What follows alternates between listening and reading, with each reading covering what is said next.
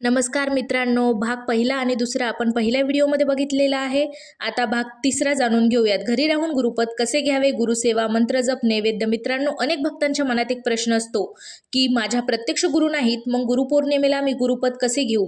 याचे उत्तर अतिशय सोपे आहे. जर तुमच्याकडे दीक्षा दिलेली गुरु नसतील तर तुम्ही श्री स्वामी समर्थ महाराज, भगवान दत्तात्रेय किंवा आपल्या मनातील आराध्य सद्गुरूंना गुरुस्थानी मानून त्यांच्याच चरणी स्वतःला अर्पण करू शकता. गुरुपद म्हणजे कोणताही नवीन विधी नाही, तर आपल्या जीवनात सद्गुरूंचे मार्गदर्शन स्वीकारण्याचा एक पवित्र संकल्प आहे. घरी राहून गुरुपद कसे घ्यावे? पूजा पूर्ण झाल्यानंतर गुरूंच्या फोटो किंवा मूर्तीसमोर शांतपणे बसा.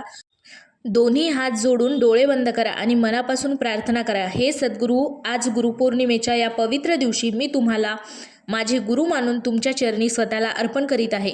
माझ्या अज्ञानाचा नाश करा, मला योग्य मार्ग दाखवा, सद्बुद्धी द्या आणि आयुष्यभर तुमच्या सेवेत राहण्याची शक्ती द्या. ही प्रार्थना पूर्ण श्रद्धेने केल्यास तीच खरी गुरुपद स्वीकारण्याची भावना मानली जाते. गुरुसेवा म्हणजेच नेमके काय? गुरुसेवा म्हणजे केवळ मंदिरात जाऊन सेवा करणे नाही.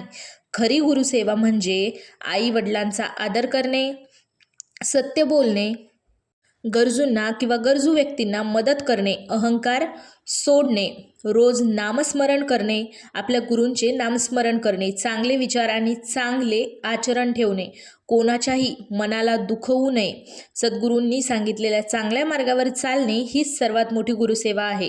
गुरुपौर्णिमेला कोणता मंत्र जपावा? या दिवशी खालील मंत्रापैकी कोणताही मंत्र श्रद्धेने जपू शकता. पहिला मंत्र म्हणजे ओम श्री स्वामी समर्थ. हा मंत्र 108 वेळा, 540 किंवा शक्य असल्यास 1008 वेळा जपा. नंबर 2, श्री गुरुदेव दत्त. ओम श्री गुरुदेव दत्त हा मंत्रही 108 किंवा 1008 वेळा जपू शकता. गुरुमंत्र: गुरुर ब्रह्मा गुरुर विष्णू गुरुर्देवो महेश्वरा गुरुर साक्षात परब्रह्म तस्मै श्री गुरुवे नमः. हा श्लोक किमान 11 किंवा 21 वेळा म्हणू शकता.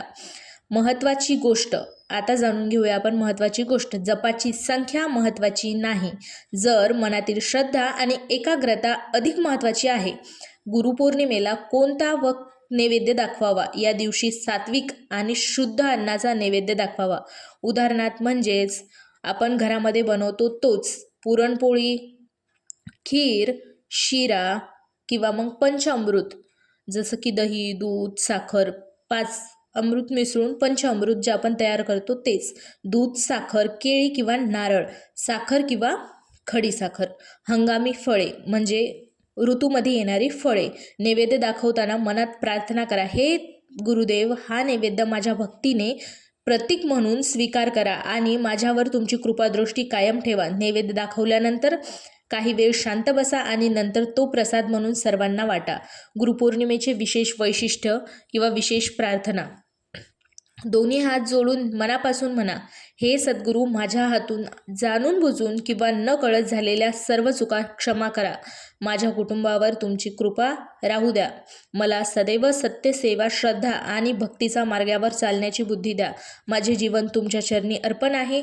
या व्हिडिओचा समारोप म्हणजे एवढाच. मित्रांनो, गुरुपौर्णिमेच्या दिवशी महागडी पूजा करण्यापेक्षा शुद्ध मन, प्रामाणिक भक्ती आणि गुरूंवरील पूर्ण विश्वास अधिक महत्त्वाचा असतो. आता पुढील आणि शेवटच्या भागात आपण जाणून घेणार आहोत गुरुपौर्णिमेला कोणते दान करावे आणि कोणते नियम पाळावेत, कोणत्या चुका टाळाव्यात आणि या दिवशी केलेले कोणते विशेष उपाय गुरुकृपा प्राप्त करण्यासाठी उपयुक्त मानले जातात. भाग 4: गुरुपौर्णिमेला कोणते दान करावे?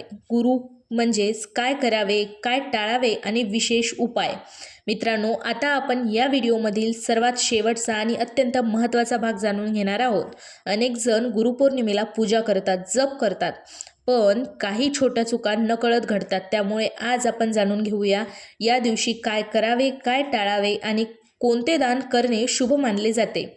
भारतीय परंपरेत गुरुपौर्णिमेला श्रद्धेनुसार दान करणे पुण्यकारक मानले जाते. दान नेहमी आपल्या आर्थिक क्षमतेनुसार आणि अहंकार न ठेवता करावे. या दिवशी तुम्ही खालील वस्तू दान करू शकता. पहिलं म्हणजे सर्वश्रेष्ठ दान म्हणजेच अन्नदान किंवा फळांचे दान, वस्त्रदान, धार्मिक किंवा आध्यात्मिक ग्रंथ, वही, पुस्तके किंवा शैक्षणिक साहित्य, गायींना चारा, पक्ष्यांना धान्य आणि गरजूंना भोजन. दान करताना प्रसिद्धीची अपेक्षा न ठेवता नम्रतेने आणि सेवाभावाने दान द्या. गुरुपौर्णिमेला काय करावे? सकाळी लवकर उठून स्नान करून स्वच्छ वस्त्रे परिधान करा.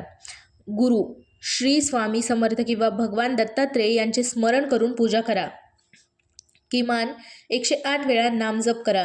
गुरुचरित्र, दासबोध किंवा आपल्या श्रद्धेनुसार आध्यात्मिक ग्रंथांचे वाचन करा. आई वडील, शिक्षक आणि वडीलधाऱ्यांचा नमस्कार करून त्यांचे आशीर्वाद घ्या. शक्य असल्यास एखाद्या गरजू व्यक्तीला मदत करा. दिवसभर शांत, संयमी आणि सकारात्मक राहण्याचा प्रयत्न करा. गुरुपौर्णिमेला काय टाळावे? या दिवशी शक्यतो खोटे बोलू नये. राग, भांडण किंवा कडू शब्द वापरू नयेत. कोणाचाही अपमान करणे, नशा, मांसाहार किंवा तामसिक आहार ज्यांचा परंपरेत तो वर्ज्य मानला जातो ते टाळणे महत्त्वाचे आहे. पूजा केवळ दिखाव्यासाठी करणे, दुसऱ्यांची निंदा किंवा मत्सर्य करणे. या दिवशी मन, वाणी आणि कृती शक्य तितक्या सात्विकतेकडे ठेवण्याचा प्रयत्न करावा. विशेष आध्यात्मिक उपाय. जर तुम्हाला सद्गुरूंची कृपा, मन शांती आणि आध्यात्मिक प्रगतीची भावना जोपासण्याची असेल तर गुरुपौर्णिमेला हे सोपे उपाय करू शकता. तुपाचा दिवा लावून शांतपणे 15-20 मिनिटे नामस्मरण करा.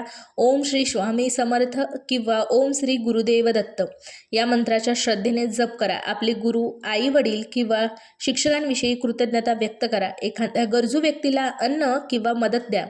दिवसाच्या शेवटी गुरूंचे स्मरण करून प्रार्थना करा. शेवटी प्रार्थना.